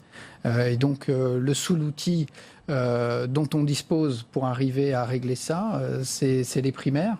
Et heureusement, en un sens, que François Hollande, finalement, n'avait pas fermé la porte aux primaires, parce que du coup, le Parti socialiste a quand même, disons, aujourd'hui à sa disposition cet outil. Ils ont calé un calendrier en disant, bon, on fera quand même des primaires. Et Vous êtes d'accord, Philippe Moreau-Chevrolet, c'est la bouée de sauvetage aujourd'hui, les primaires du PS? Oui, c'est clairement ça, parce que ça offre au moins une possibilité d'écarter une candidature de François Hollande, et ça, c'est un ballon de respiration dont tout le monde a besoin à gauche, parce que si on était condamné à Hollande, entre guillemets, là, probablement, ça se passerait vraiment très mal. Il y aurait probablement une explosion du camp socialiste. Là, au moins, on se dit, il y a un moment où on va pouvoir discuter, voire choisir quelqu'un d'autre. C'est assez violent ce que dit Cambadélis là, quand même, quand il dit « pourquoi pas Valls ?» parce que c'est une remise en cause du premier secrétaire. Ça n'est jamais arrivé. Le premier secrétaire, en général, il est plutôt le petit doigt sur la couture du pantalon pour François Hollande. Là, il commence à prendre des libertés. Valls est plus nuancé. Il encourage tout en encourageant pas. En fait, on ne sait pas très bien ce qu'il pense. Ségolène Royal, elle a carrément dit qu'elle irait pas parce qu'elle a dit si on vient me chercher, c'est que c'est déjà perdu. Donc, par définition, je ne veux pas y aller. Elle ne veut pas être la candidature de témoignage. Voilà, je ne veux pas être la candidature prétexte. Elle a déjà assez à donner, en quelque sorte. Donc, c'est compliqué d'arriver à décrypter ce qui va se passer à gauche si cette primaire n'a pas lieu. Parce que moi, je suis toujours pas convaincu que la primaire va vraiment avoir lieu. C'est-à-dire qu'on en parle, il n'y a rien qui est fait. La primaire de droite, ça a été organisé des mois à l'avance. C'est quand même une organisation très, très, très lourde. J'ai pas l'impression que le Parti socialiste soit en ordre de bataille déjà. Je peux me tromper, mais... Est-ce que vous partagez les mêmes interrogations, Marc-Olivier Padis? J'aimerais être rassuré. Si c'est une bouée de sauvetage et que le PS ne l'utilise pas, alors il coule à pic. Alors moi je ne sais pas où en est l'organisation en capacité interne du Parti socialiste. Mais politiquement, est-ce qu'il pourrait s'en passer? Mais non. Jean-Christophe Cambadélis porte cette idée depuis plusieurs mois. Donc lui, il voit bien l'avantage stratégique, il voit bien que ça peut le sortir de l'impasse dans laquelle ils sont aujourd'hui. Et effectivement, le fait que Jean-Christophe Cambadélis émette l'hypothèse que Hollande ne soit pas candidat. Ça veut dire que ça ne va pas de soi, ce n'est pas naturel. Toutes les hypothèses sont ouvertes. C'est un changement important, mais pour lui, ça veut dire que le choix du candidat passera par la primaire. Donc lui, il fait tout pour qu'il y ait une primaire, c'est sa responsabilité. Donc c'est cohérent avec son discours. Donc moi, je pense qu'elle aura plutôt lieu. La question, c'est qu'est-ce qu'on va faire d'Emmanuel Macron dans ce schéma-là? Parce que Macron, lui, en revanche, la primaire, c'est pas son truc. Il a quand même l'intention de se présenter. Il collecte beaucoup d'argent, on le sait, pour cette campagne. L'argent, ça fait pas tout, mais enfin, quand même, il a des moyens. Il est déjà en campagne, contrairement aux autres candidats. Donc la question, c'est qu'est-ce qu'on fait de Macron? Parce que si Macron se présente quand même face à un candidat issu de la primaire, soit un Hollande affaibli, parce que Hollande, malgré tout, peut la gagner, cette primaire, soit un Montebourg qui gagnerait d'une courte tête, c'est assez étonnant comme idée, quoi. Ça s'est jamais vu sous la Ve République. Et ça s'est jamais vu. Et justement, on a intitulé notre débat avec un point d'interrogation, Marc-Olivier Padis, la grande décomposition. Est-ce qu'on peut vraiment parler de cela quand vous voyez ces hypothèses de candidature se multiplier? Est-ce que c'est un spectacle aujourd'hui d'un émiettement inédit à gauche? Vous travaillez à Terra Nova sur ce genre de recomposition politique. Est-ce que ce sont les prémices aujourd'hui de quelque chose d'un tremblement de terre à gauche? Non, parce que je suis d'accord avec ce qu'a dit Philippe Moreau-Chevrolet. Le tremblement de terre, ce serait d'être bloqué avec l'idée que seul le président sortant est légitime pour se représenter. Aujourd'hui, le jeu s'ouvre. Donc, au contraire, l'ambiance se détend d'une certaine façon. On voit des perspectives s'ouvrir. Alors, ça reste très, très flou. parce que on ne sait pas qui serait, on ne sait pas qui serait candidat. On ne connaît pas tous les candidats potentiels à cette primaire. Certains se sont déclarés, mais pas tous. Donc il y a beaucoup de choses dans lesquelles on ne voit pas clair. Et de toute façon, effectivement, au-delà de ça, il y aura des recompositions. Donc Philippe Moreau-Chevrolet faisait référence par exemple à Macron. Va-t-il participer ou non aux primaires? À mon avis, ce n'est pas joué. Apparemment, c'est un non. Ah bon? Vous avez des doutes? À mon avis, ce n'est pas... Enfin, ça, ce serait intéressant. J'ai pas des doutes. Ah, vous avez peut-être une information, alors c'est différent. Mon option personnelle, je pense que ce serait préférable qu'il participe aux primaires. Mais ça, c'est un avis personnel. Ce n'est pas une information. Pourquoi? Pour ne pas être le fossoyeur de la gauche? Parce que s'il part en parallèle, évidemment... Tout le monde lui mettra cette responsabilité sur le dos. Et puis après, il a un problème stratégique qui sont les législatives. Est-ce qu'il veut avoir des candidats en marche aux législatives? Jean-Christophe Cambadélis a sorti l'arme lourde. Il a dit aux députés socialistes ou aux candidats de la gauche, c'est l'un ou l'autre. Vous ne pouvez pas avoir les deux investitures. Or, il y a beaucoup de gens qui souhaitent quand même se présenter aux législatives et qui hésitent à franchir le pas. Est-ce qu'ils accepteraient une investiture en marche? Est-ce qu'ils préfèrent garder une investiture socialiste? Et donc, s'ils rejoignaient la primaire, ça résoudrait ce problème des investitures pour les législatives ensuite. Ça, c'est un bon argument, mais ça suppose... il a quand même une cinquantaine de députés avec lui, Macron. Et ça suppose quand même qu'il aille jusqu'au bout de la démarche, c'est-à-dire qu'il fasse une candidature à la présidentielle et qu'après il se dise qu'il faut que j'ai une majorité au Parlement. Il reproduira un peu le modèle François Bayrou avec le MoDem en 2007, qui est un modèle intéressant, c'est à peu près le même prototype, centriste. Il réunit des gens plutôt sympas et cool, qui ont une idée de la politique assez élevée et qui forcément seront un peu déçus après. Et il peut gagner comme ça beaucoup de gens très volontaires pour aller à des candidatures aux législatives, mais ça suffira pas face aux partis. Et puis il a quelqu'un sur le chemin, c'est Manuel Valls, qui a tendu, c'était ce week-end, la main au rassemblement à gauche, mais ça a fait pchit. On va écouter le Premier ministre, on en parle juste après. Alors moi, je veux que chacun se pose les bonnes questions. Et je demande à Arnaud, à Benoît, à Aurélie, à Emmanuel Patois, l'autre, qu'est-ce qui nous sépare? Bien sûr, je connais nos débats, mais au fond, qu'est-ce qui nous rapproche d'abord? D'avoir gouverné ensemble, avec le président de la République, et des valeurs, celles de la République. Il a quand même une position inconfortable, Manuel Valls, Philippe Moreau-Chevrolet. Il ne mord pas la ligne jaune, il ne veut pas être classé dans le camp des traîtres, mais en même temps, lui aussi, il doit choyer, préparer ses réseaux, ses soutiens, on ne sait jamais. Mais il part beaucoup trop tard. Le problème de Manuel Valls, c'est qu'il aurait fallu trahir, mais il y a 1 an, il y a 2 ans, il aurait fallu quitter le navire pendant qu'il en était encore temps, se sauver soi-même pour essayer de sauver son parti. Là, c'est un peu tard parce que le parti est en train de... S'il y a une défaite, elle va être lourde. Elle va être suivie par une défaite aux législatives qui va être très lourde aussi. Même si on espère limiter les dégâts à gauche, ça va être compliqué. Et il aurait fallu tuer le père beaucoup plus tôt. Et la réalité, c'est qu'il risque maintenant de s'abîmer avec Hollande, que le risque est réel et que Macron apparaîtra à la fois beaucoup plus frais, beaucoup plus crédible, beaucoup plus intéressant. Et que par ailleurs, Valls s'est enfermé dans cette attitude autoritaire de l'homme qui pointe du doigt ses adversaires, qui va créer des adversaires au besoin, des monstres qu'il va combattre. C'est une attitude qui lasse un peu. Ça fait comme 5 ans qu'on entend ce refrain. Il y a un problème chez Valls qui est cette mise en scène de la loyauté qui finalement ne finit plus que par concerner lui-même, que lui-même. On n'est pas concerné par la loyauté de Valls. Vous le voyez ainsi, Marc-Olivier Pessis, parce que lui se présente vraiment comme monsieur loyal. Mais peut-être. Quel intérêt ça a pour le pays d'avoir des gens loyaux? Enfin, on a besoin d'hommes politiques. Bonne question. Non, mais je provoque un peu, mais c'est vrai. C'est vrai que dans les indiscrétions que François Hollande a confiées à des journalistes, il a dit à propos de Jean-Marc Ayrault, il a été loyal jusqu'à l'inexistence. Donc, oui, tout est dit. Qui était cruel. À quoi bon être loyal à un président qui pense ça de la loyauté? Effectivement, toujours est-il que Manuel Valls a très peu de liberté de mouvement aujourd'hui. Il est tenu, il est chef de gouvernement, il ne peut pas être candidat. Il a cette question par rapport à Hollande. Hollande est tellement faible que si Valls se déclare candidat demain, il y aurait un soupir de soulagement. On ne serait pas en situation de se dire il trahit. voit pas qui lui reprocherait de le faire. On se dirait, il prend ses responsabilités, il est candidat, il y va. Et au fond, quelque part, on attend presque que quelqu'un fasse ça à gauche. De fait, quand Emmanuel Macron a quitté le ministère de l'économie, le message à gauche, c'était de dire, voilà, il a trahi, et puis finalement, ça s'est retourné plus finalement contre François Hollande, qui apparaît comme un type qu'on peut trahir, plutôt que négativement pour Emmanuel Macron. En écoutant ce match des idées depuis tout à l'heure, on pourrait croire que la page François Hollande est déjà tournée. Et pourtant, Philippe Moreau-Chevrolet lui-même, le principal intéressé, y croit encore, dit-on. Quel est ce trou de souris dont on parle souvent, par lequel il pourrait se faufiler encore ? D'abord, il faut rappeler qu'il y a des gens en France, dans certains établissements, qui se prennent pour Jésus, ou alors que la croyance n'est pas forcément synonyme de vérité. Hein. C'est une vraie différence entre les deux. Je parle devant un spécialiste.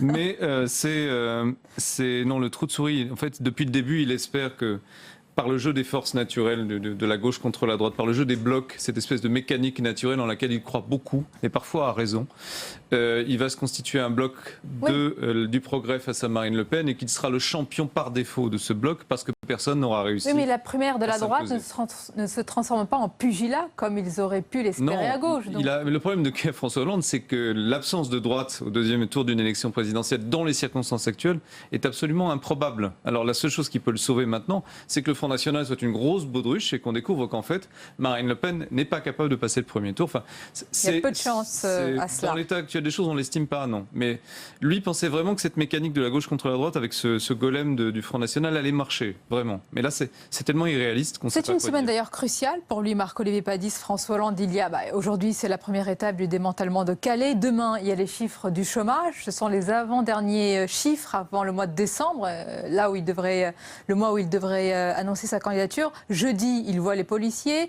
Je crois le même jour où la veille, il rend un hommage, il y a un discours d'hommage à François Mitterrand. C'est une séquence très délicate. Elles vont s'enchaîner d'ailleurs jusqu'à les mois avant la présidentielle.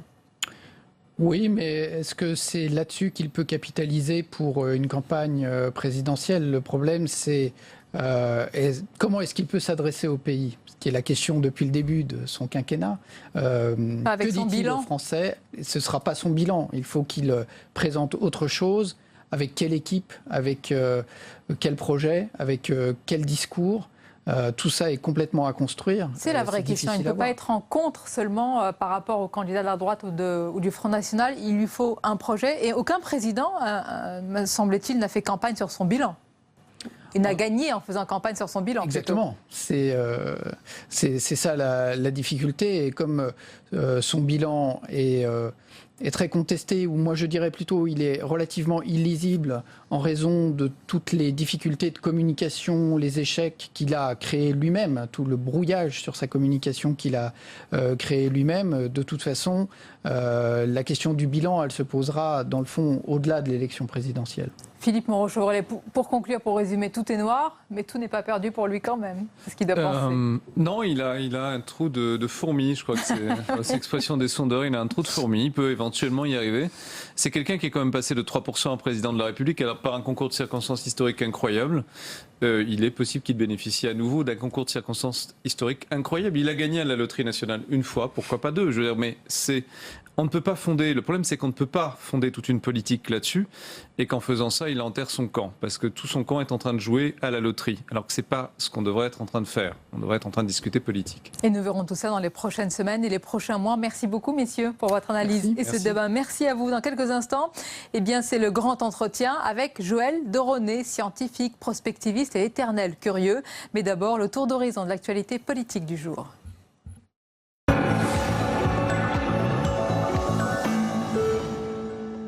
C'est un classique de l'interview politique. Questionner un élu sur le prix d'un produit de la vie quotidienne. En 2012, NKM avait trébuché sur le montant d'un ticket de métro. Aujourd'hui, Jean-François Copé, à l'origine d'une polémique fameuse autour du pain au chocolat, a séché sur le prix de la viennoiserie. Alors, écoutez, ça dépend des tailles. Je pense que ça doit être aux alentours de 10 ou 15 centimes d'euros, peut-être. Non, c'est plus que ça. 1,10 €, 1,30 €. Si vous êtes chez Pierre Hermé, c'est 2,20 €. Chez Paul, c'est 1,50 €. Primaire de la droite. Jean-Frédéric Poisson pourra-t-il se maintenir dans la course à la primaire? Après ses propos sur la soumission d'Hillary Clinton aux lobbies sionistes, le candidat du parti chrétien-démocrate fait son mea culpa. Je vois bien que les propos que j'ai prononcés ont provoqué de l'inquiétude et de la peur chez beaucoup de personnes membres de la communauté juive en France. J'en suis désolé. Je leur demande pardon pour ça parce que ça n'était pas mon intention de blesser. Reste à savoir si ces excuses seront suffisantes pour la haute autorité de la primaire qui doit décider demain d'engager ou non une procédure d'exclusion. Terrorisme. Les maires en première ligne pour lutter contre la radicalisation. Le gouvernement veut impliquer davantage les acteurs locaux dans la détection des comportements à risque, sans pour autant communiquer aux maires la liste des fichiers S installés dans leur commune. Travailler ensemble ne signifie pas que l'on peut tout partager, ni entrer dans la confusion des responsabilités de chacun. Être efficace dans la lutte contre la radicalisation, c'est d'abord veiller à ne pas compromettre les enquêtes en cours et à ne pas éveiller les soupçons des individus qui font l'objet d'investigations de la justice ou des services de renseignement. En retour, être efficace dans la vigilance et la prise en charge, c'est pour les préfets le devoir d'informer régulièrement les maires sur la nature et l'intensité des menaces qui concernent leur territoire. À l'étranger. Que sont devenus Mazen Dabar et son fils Patrick? Ces deux franco-syriens ont disparu à Damas en novembre 2013. Arrêtés à l'époque par les services secrets, leur famille n'a plus de nouvelles depuis et se tourne vers la justice française pour obtenir des réponses. C'est une requête exceptionnelle. C'est la première fois que des franco-syriens qui ont été victimes du régime de Bachar el-Assad portent plainte devant la justice française. C'était très important pour eux de pouvoir essayer d'obtenir l'ouverture d'une instruction pour que des juges français soient saisis et enquêtent sur la disparition forcée donc de ce père et de ce fils qui sont disparus dans les prisons de Bachar el-Assad depuis 3 ans maintenant. Europe. Le Premier ministre canadien, Justin Trudeau, estime qu'un accord est toujours possible jeudi à Bruxelles à l'occasion du sommet prévu pour la signature du CETA. En attendant, ce projet d'accord divise la Belgique et paralyse l'Europe. L'opposition du Parlement wallon à la signature du traité de libre-échange avec le Canada bloque la situation. Les pressions se multiplient. Le Conseil européen réclamait une réponse des Belges aujourd'hui. Elle n'est pas venue. À l'étranger. Un brasier à l'aéroport de Malte. Sur ces images, les pompiers tentent d'éteindre les débris d'un avion de reconnaissance de la défense française qui s'est écrasé ce matin sur l'île, tuant les 5 personnes à son bord, dont 3 appartenant au ministère de la Défense. L'armée a refusé de dévoiler la nature de la mission confiée à ce vol.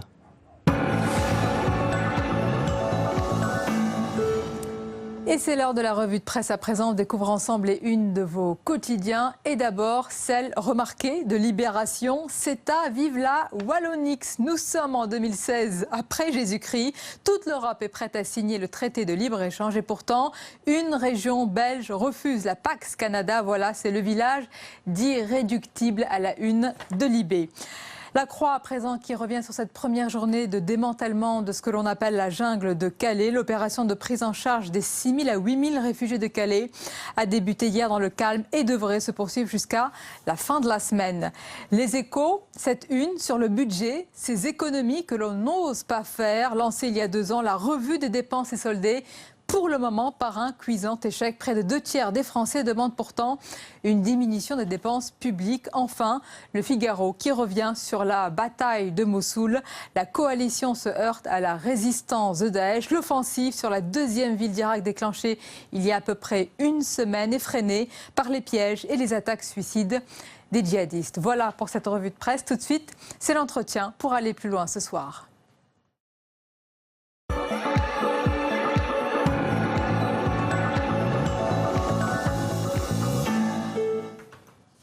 Et mon invité ce soir est un scientifique, prospectiviste. Il a été l'un des premiers à voir et à parler des révolutions technologiques actuelles. Il surfe sur la vie comme sur les vagues. Joël de René, bonsoir. Bonsoir. Et bienvenue, c'est un plaisir de vous accueillir. Vous signez un nouveau livre intitulé « Je cherche à comprendre les codes cachés de la nature », un livre de synthèse qui interroge l'homme et les mystères de l'univers. Avant de plonger dans ces mystères, d'où vous vient, Joël de René, cette curiosité perpétuelle de tout décrire, de tout comprendre ? Depuis toujours. Ça fait partie de ma vie depuis petit. Je cherche à comprendre tout le temps. Je cherchais à comprendre la géologie, j'étais passionné par les pierres, passionné par les cristaux, passionné par les arcs-en-ciel. Donc j'ai toujours cherché à comprendre. C'est ce qui a conduit à ma carrière scientifique. En fait, j'ai fait de la chimie et j'ai découvert que quelques formules très simples permettaient de fabriquer des structures extrêmement complexes et très très belles. Donc j'ai resté sur cette notion scientifique et de beauté en même temps. Beauté, justement, beauté de la nature, vous surfez, je l'ai dit, toujours sur la vie. Et sur les vagues, ce n'est pas une expression, vous pratiquez vraiment le surf et vous avez été l'un des premiers en France. Un des premiers, toujours exactement. Encore aujourd'hui, vous êtes un Oui, je vais surfer pour les vacances à Toussaint, là, bientôt, pendant une semaine. Mais en même temps, j'ai écrit un livre, avant celui-là, il y a 2 ans, qui s'appelait « Surfer la vie », qui utilisait la métaphore du surf, c'est-à-dire que le surfeur n'est pas en équilibre. S'il est en équilibre, il tombe. Il est en déséquilibre contrôlé. Et ce déséquilibre contrôlé, c'est le principe même de la vie. On doit constamment se rééquilibrer pour suivre sa trajectoire et réaliser ce qu'on veut faire. Alors le mot-clé, ou l'un des mots-clés de votre nouveau livre, c'est code.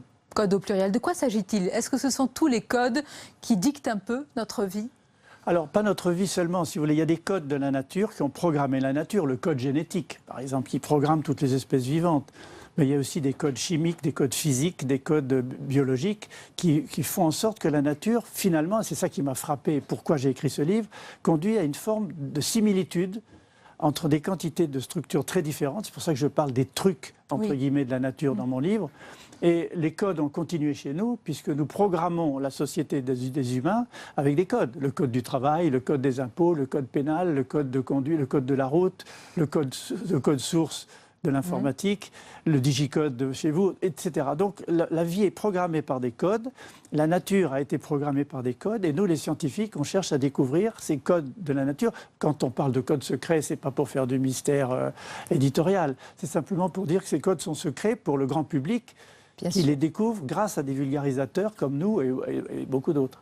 Alors comme d'habitude, vous nous emmenez dans le futur et ses défis. Et l'un de ces défis, Joël de René, c'est le transhumanisme. Alors il s'agit, je le rappelle rapidement, de l'utilisation des sciences et des technologies pour modifier, améliorer les caractéristiques physiques et mentales, nos caractéristiques physiques et mentales.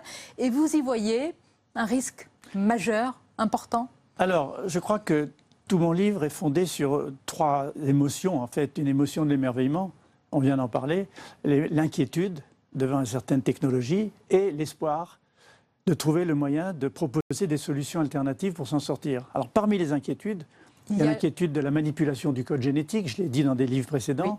Il y a l'inquiétude de la manipulation du code source pour faire l'intelligence artificielle et les robots qui finalement risquent de se retourner contre nous. Et il y a aussi l'inquiétude face à ce que j'appelle l'idéologie du transhumanisme. Le transhumanisme lui-même nous incite, scientifiques, à aller plus loin dans nos recherches sur la biologie, sur le vieillissement, sur l'avenir de l'homme. Ça, c'est positif. Mais l'idéologie transhumaniste, elle se concentre trop sur l'individu. Elle va créer des inégalités incroyables entre des vieux riches, parce qu'ils ont accumulé de l'argent au fur et à mesure de leur vie, parce qu'ils vivent 500 ans ou 600 ans, ou peut-être 1000 ans, disent les transhumanistes, qui est un peu absurde à mes yeux. Je dis souvent, qu'est-ce que c'est qu'une adolescence de 300 ans, une vie d'ado, une vie d'adulte de 400 ans, à la retraite pendant 500, enfin, ça ne veut pas dire grand-chose. Donc je trouve que cette notion d'immortalité est à la fois, je l'ai dit souvent, égoïste, élitiste et narcissique.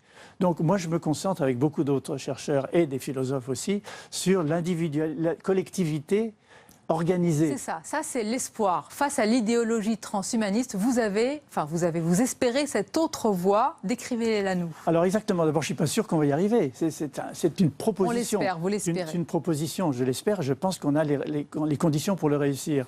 Donc je pense qu'au-delà du transhumanisme, ce que j'appelle l'hyperhumanisme, c'est d'être encore plus humain. Et comment ? Encore plus humain, justement grâce à l'intelligence artificielle, à la robotique et à l'écosystème planétaire qu'on a créé, qu'on appelle encore Internet. Grâce à ces éléments et en symbiose avec lui, nous pouvons d'avoir une intelligence augmentée. Pas une intelligence artificielle, mais une intelligence augmentée. Et une intelligence augmentée collective, connectés entre nous et en train de partager la construction de notre propre avenir. Voilà. Vous avez parlé très tôt de cette forme d'intelligence collective augmentée. Je crois que c'était déjà dans votre fameux livre. Le macroscope, c'était en 75 déjà. 75, vous avez une bonne mémoire. Oui, vous avez formulé, je vous avoue, j'ai relu plutôt. Vous avez déjà tracé cet espoir-là. Exactement. À ce moment-là, il faut s'imaginer tant d'années auparavant. Planétaire collective, vous avez raison. Tout à fait. J'ai parlé déjà à ce moment-là de ce que j'appelais le cerveau planétaire, qui a fait l'objet d'un autre livre. J'avais créé un mot qui s'appelait le cybionte, C-Y-B-I-O-N-T-E, cyb de cybernétique et bios de biologie. Et donc je disais que nous devenons les neurones d'un réseau planétaire qui devient un véritable cerveau. Et je pense même à une sorte de point de singularité. On parle souvent d'un point de singularité dans le futur où les choses vont changer radicalement.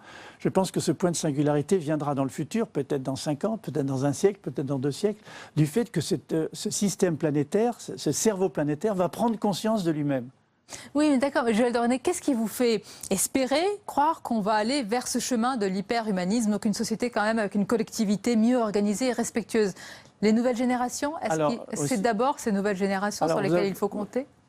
Certainement. Vous avez prononcé 2 mots. L'espérance et la croyance ne sont pas des mots d'un scientifique.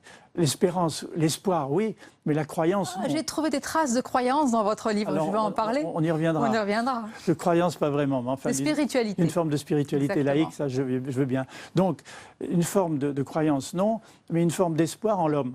La capacité de l'homme, dans des conditions draconiennes et difficiles, de survivre, de se dépasser, et en plus collectivement, pour pouvoir trouver des solutions, pour aller vers un avenir qu'il peut construire avec les autres, et pas seulement subir l'avenir, mais le construire. Donc ce n'est pas seulement un espoir, c'est une réalité que j'observe comme scientifique prospectiviste pratiquement tous les jours, dans tout ce que je lis, dans toutes les conférences auxquelles j'assiste, et surtout, vous le disiez très justement, dans cette génération montante, la génération dite des millennials, ceux qui avaient entre 5 et 10 ans au tournant de l'an 2000, qui sont en train d'apporter des solutions possibles dans le partage, la solidarité, l'échange. Oui, mais encore faut-il leur laisser, j'allais dire, la place? Encore faut-il leur faire confiance à ces jeunes que les pouvoirs publics leur laissent la place de s'épanouir? Je vous ramène là un petit peu pas à la petite, mais à la politique française. Est-ce que vous voyez aujourd'hui une personnalité qui a compris, qui a senti déjà ce changement, ce déclic? Alors, je ne parlerai pas d'une personnalité, je dirais qu'en général, malheureusement, les politiques traditionnelles, ceux qui sont de la vieille génération, au-dessus de 55 ans ou 60 ans, ne comprennent pas cette génération-là, qui considèrent comme trop superficielle. Ils ne l'écoutent pas, ils ne lui font pas confiance. Par déduction, je me dis qu'un Emmanuel Macron qui est en dessous de 55 ans ou une Nathalie Kosciusko-Morizet sont plus dans vos radars? Peut-être, mais je ne prononcerai pas de nom de personne, surtout en ce moment. Mais je dirais que beaucoup de politiques n'ont pas la capacité d'écoute, de compréhension et, le mot est important, de confiance dans cette génération-là. Or, cette génération a une culture numérique transgénérationnelle. Ils peuvent beaucoup échanger avec les seniors et les seniors peuvent échanger avec eux pour leur apprendre à contextualiser cette information qu'ils ont d'une manière boulimique. Ils sont boulimiques d'informations. Mais trop d'informations, finalement, se noient dans une série d'informations et les seniors peuvent les aider à la contextualiser sous un angle politique, justement, philosophique, spirituel, pourquoi pas, économique. Et donc, il peut y avoir une culture numérique transgénérationnelle et cette génération-là est en train de nous aider à l'apporter dans l'entreprise. Ça fait des années que vous anticipez, que vous vous intéressez aux grandes tendances de notre société. Est-ce que vous est arrivé, Joël de René, d'être déçu, surpris ou même d'être pris à rebours justement sur une grande tendance qui s'est produite alors que vous ne vous y attendez pas?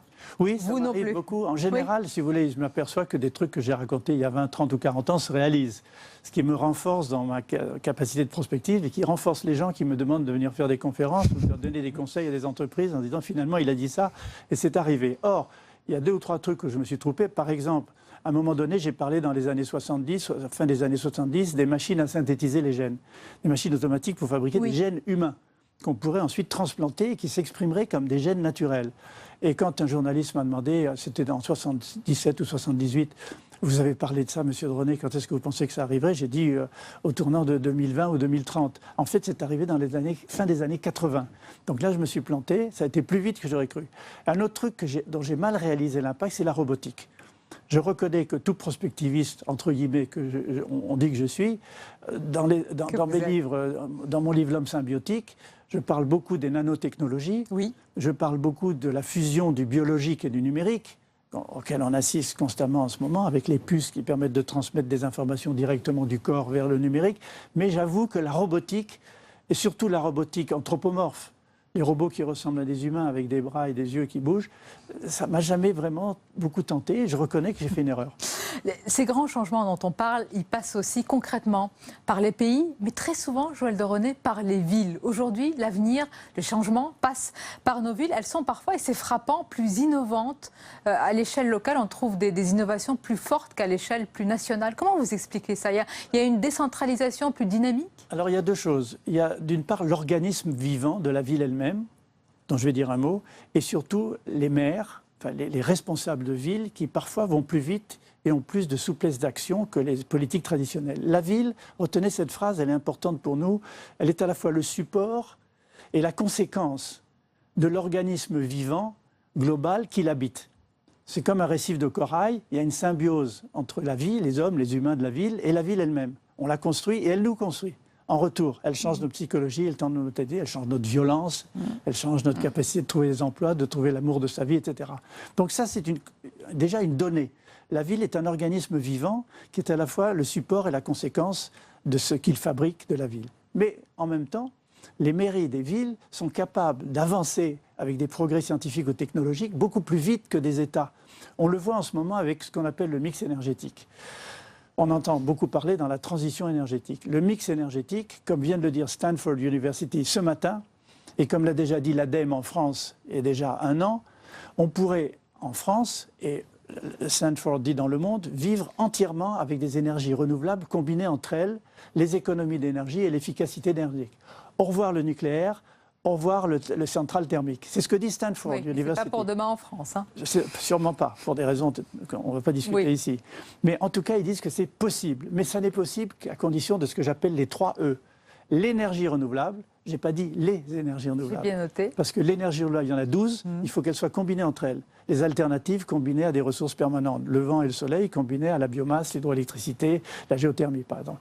Deuxièmement, les économies d'énergie. Et troisièmement, l'efficacité énergétique.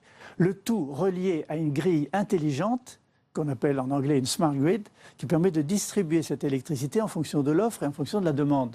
Donc c'est ce que dit Stanford et c'est ce qu'ont dit 1000 maires des plus grandes villes du monde, invités à Paris le 4 décembre à l'hôtel de ville par Mme Hidalgo et M. Bloomberg. Oui. Et les 1000 maires ont dit en 2030, 2040 ou 2050, nous serons 100% autonomes en énergie. J'allais vous poser la question aux prospectivistes. Donc ça y est, vous avez donné la réponse, ça sera en 2030, 2040. Copenhague a dit 2030, San Francisco 2040, Sydney 2040. Joël Deronné, aujourd'hui, plus fort que les villes et que les pays, il y a les Google, Apple, Facebook et autres. Amazon, ce sont de véritables empires, des entreprises États dictées, bien sûr, par le profit, mais pas seulement.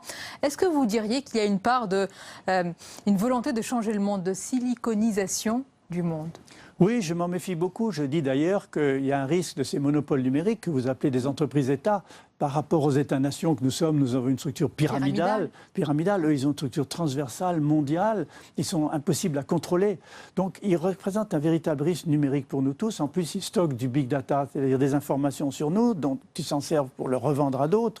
Mais s'ils commencent à stocker nos propres gènes, à nous, pour faire de la médecine prédictive, d'un côté c'est bien, et en même temps d'un autre côté c'est très dangereux. Stocker nos propres gènes? Mais oui, l'idée c'est de stocker les gènes de l'humanité pour comparer des maladies qui donnent telle enzyme, telle protéine, et d'essayer d'en déduire des médicaments pour les guérir. C'est une formidable idée.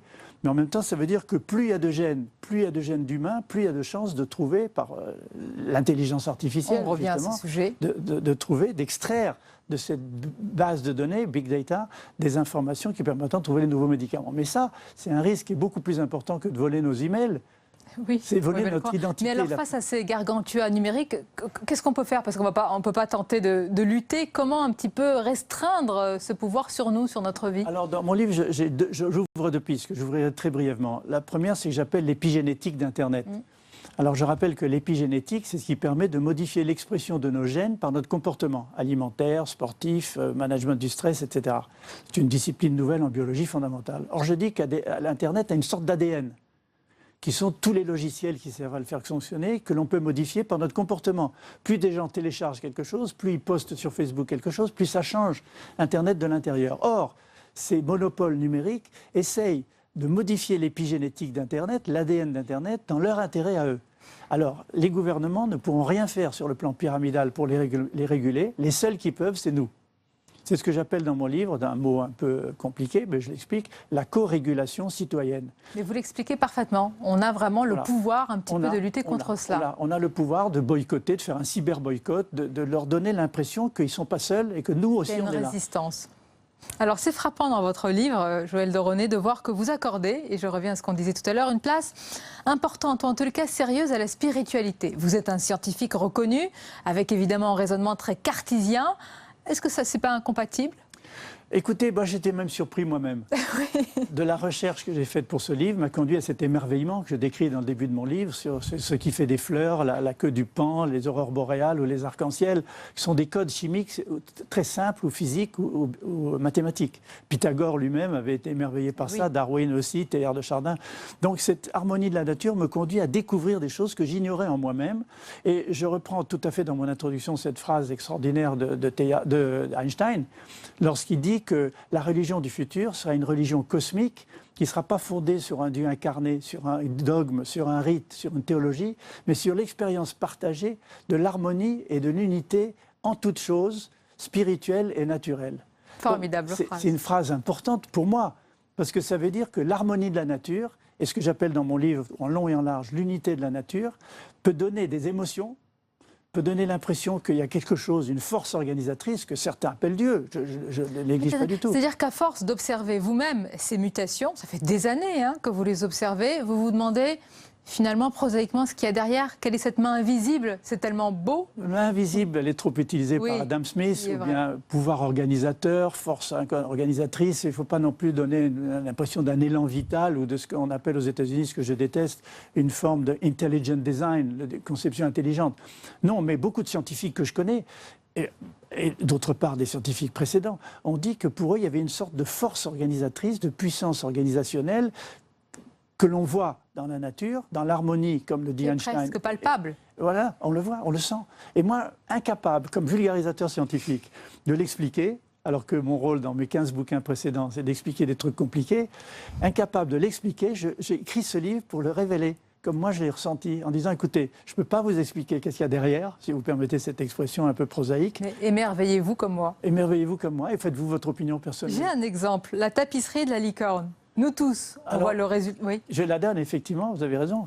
On voit le résultat, magnifique, mais les scientifiques, on la voit, ou les philosophes vont voir derrière cette tapisserie, ils vont essayer d'interpréter les motifs, alors qu'il faudrait s'arrêter simplement à mais il faudrait sa beauté. Pas. Il y a deux façons de faire.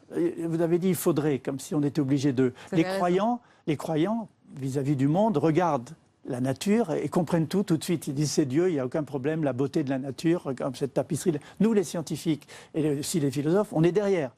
On voit un fil rouge qui va ici, 20 fils dorés qui vont là, 4 fils noirs qui vont ici. On essaye d'interpréter quelle forme c'est en train de créer. Donc c'est complètement différent, mais complémentaire. Mais vous interprétez, est-ce qu'il ne faudrait pas que ces mystères restent inexpliqués, même s'ils sont réels ? Mais nous, ce n'est pas notre rôle, les scientifiques. On n'a pas la foi, on n'est pas des croyants en quelque chose. Mais il y a la spiritualité qui traverse votre livre. Alors ça, c'est autre chose. Mais nous, notre travail, c'est d'essayer de démontrer par l'expérience et d'avoir une théorie qui englobe les choses et par l'expérience de démontrer la réalité des phénomènes physiques, chimiques, naturels, biologiques. La foi, c'est autre chose. Je respecte complètement les gens qui ont la foi et je les admire d'une certaine manière, les croyants. Mais en même temps, ce que André Comte-Sponville, que je cite aussi dans mon livre, appelle une spiritualité laïque, ça me convient tout à fait. Et Teilhard de Chardin, qui était très religieux, était jésuite, emploie cette phrase extraordinaire que je cite à la fin de mon livre, « Tout ce qui monte converge ». Sous-entendu, tout ce qui monte en esprit rapproche les humains. C'est bien la phrase d'un jésuite. Voilà, rapproche les humains plutôt qu'il les sépare. Je vais le donner pour ceux qui nous regardent ce soir, qui se disent mais il est formidable, c'est incroyable, ça fait des années qu'il s'intéresse à tout, qu'il essaye de nous expliquer, de nous faire comprendre. Comment est-ce qu'on, pour les enfants par exemple, comment est-ce qu'on peut les intéresser à tout autant qu'ils aient l'esprit ouvert? Alors, à toutes ces, on fait des choses comme celles que nous faisons à la Cité des Sciences ou au Palais de la Découverte. Si je me retrouve, moi, scientifique, dans le domaine de l'explication, de l'enseignement, de la rencontre avec des jeunes. N'oubliez pas qu'avec 3 millions de visiteurs par an, à la Cité des Sciences, 50% ont moins de 25 ans. Quand ils nous voient nous balader avec notre badge, « Ah, vous êtes là, vous travaillez là, monsieur, alors expliquez-moi ça, on aimerait voir cette exposition. » Et moi, j'adore ça, je suis un prof né dans la nature, c'est ma vraie vocation. Donc quand les jeunes me posent des questions, j'adore leur donner envie du futur. Comment on leur donne envie? Comment on leur apprend à s'émerveiller? D'abord, en essayant de douter, en arrivant à douter et être sceptique par rapport aux mauvaises nouvelles qu'on vous donne toute la journée sur le futur. Parce que comme je l'ai dit plusieurs fois, je l'ai écrit, notre cerveau est plus programmé pour la survie que pour le bonheur. Donc on retient beaucoup mieux les mauvaises nouvelles que les bonnes. C'est un système biologique darwinien. Comme ça, si un mauvais truc nous arrive, on a peut-être une chance de l'éviter et de faire des enfants et de poursuivre l'espèce. Bon. Donc ce qu'on essaye de faire à la Cité des Sciences, moi ce que j'essaye de faire dans tous mes livres, c'est de donner envie du futur. Et pour donner envie du futur aux jeunes, il faut leur montrer qu'un, ils peuvent y faire quelque chose. 2, si possible ensemble, et 3, qu'il y a un univers extraordinaire à explorer qui est aussi passionnant que de découvrir de nouvelles terres et de nouveaux espaces. Remarquez qu'un professeur comme vous, on s'intéresse à tout, c'est facile. Merci Joël de René, c'était un plaisir de vous recevoir. Je rappelle le titre de votre livre, Je cherche à comprendre les codes cachés de la nature aux éditions Les liens qui libèrent. Merci, alors bonne séance de surf, c'est bien ça, en quelques jours. Merci encore. On arrive presque à la fin de cette émission. Comme d'habitude, ce sont les moments choisis sur Public Sénat.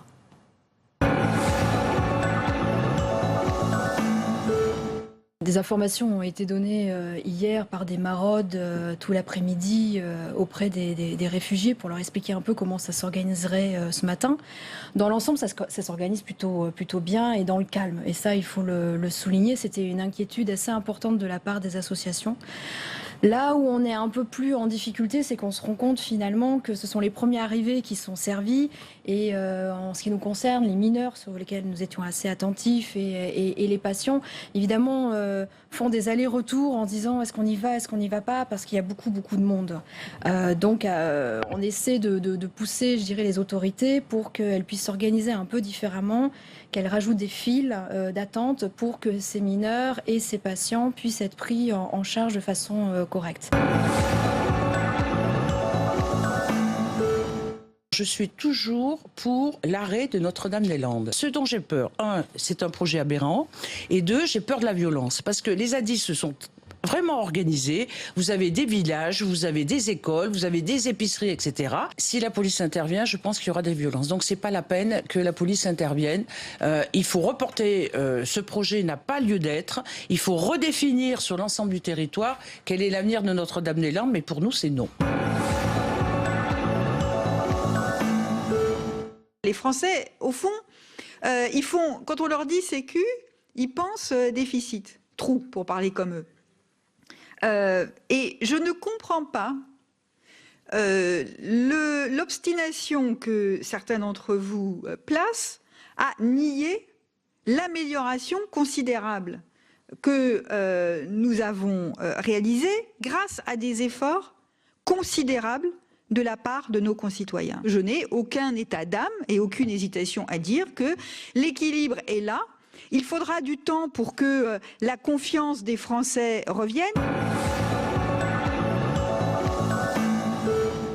Et vous dites chaque ride, chaque sillon, ma vie est écrite sur mon visage, il contient tous mes souvenirs. Dans mon visage, je vois ma vie. Mais oui, quand on vieillit... vieillir, je ne sais pas, les gens ont un gros problème à vieillir. Alors c'est vrai que c'est pas très agréable de se voir changer, mais ça fait partie de ce qu'on est. Et si on a vieilli, c'est aussi parce qu'on a été. Donc en tout cas, on peut dire, ben voilà, moi je suis arrivée. Ouais, mais j'assume, je suis le fruit et je le porte sur moi. Je suis le fruit de ma vie et le fruit de mon passé et la semence de mon futur.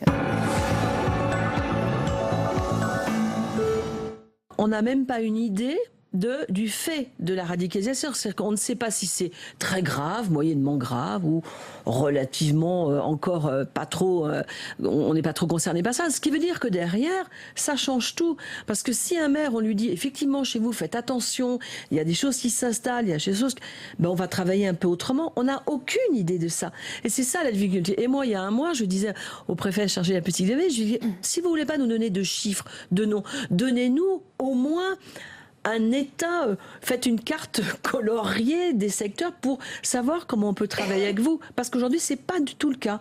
C'est vraiment... Il y a une cellule départementale aujourd'hui, rien ne redescend vers les maires. Mais strictement rien. Strictement rien.